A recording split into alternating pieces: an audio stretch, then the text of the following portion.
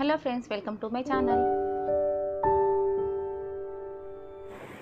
Hi friends, ఈరోజు మనం ఈ వీడియోలో పచ్చి కొబ్బరితో కొబ్బరి కారం ప్రిపేర్ చేయబోతున్నామండి.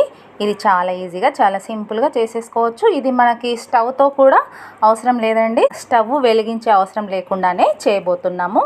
ఇప్పుడైతే నేను ఇక్కడ 2 కొబ్బరి చిప్పలు తీసుకున్నానండి. ఇవి ఉగాదికి దేవుడి దగ్గర కొట్టినాయండి. ఇదే కొంచెం 2 డేస్ తర్వాత అలాగే పెట్టేసరికి కొంచెం ఎండిపోయినట్టు ఇలాగ అయ్యాయి. వీటిని చిన్న చిన్న ముక్కలుగా కట్ చేసి మిక్సీ జార్లో వేసి పొడిలా గ్రైండ్ చేసుకోవాలి.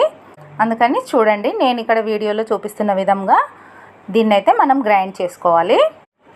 ఇది నేను చెప్పే పద్ధతిలో ప్రిపేర్ చేయండి, చాలా బాగుంటుందండి, చాలా టేస్టీగా ఉంటుంది.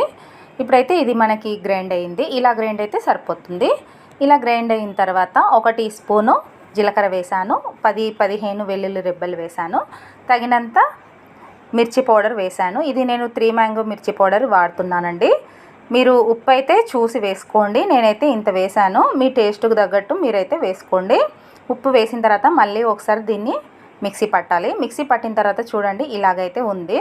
అక్కడ కొంచెం చీకట్లాగా ఉందని నేను మిక్సీ జార్ని ఇటువైపు తీసుకొచ్చి చూపిస్తున్నానండి. ఇలా ఉంటుంది మనకి.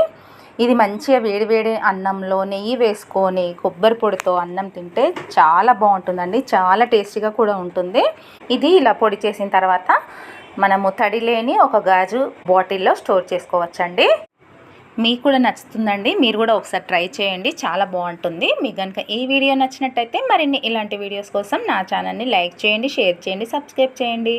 Thank you friends.